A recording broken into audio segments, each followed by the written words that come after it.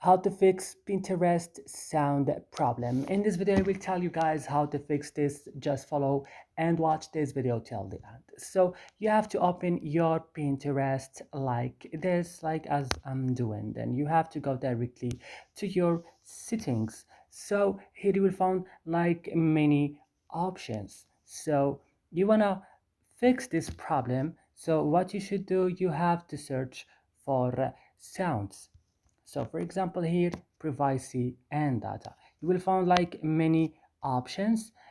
What you should do, there is no setting here. You have just to go to your settings of your phone, open your apps option and search for Pinterest. Then you have to go directly to your storage, click on clear cache and clear data, then back and click on first stop. Click OK. Right now restart your phone. After this your problem will be solved.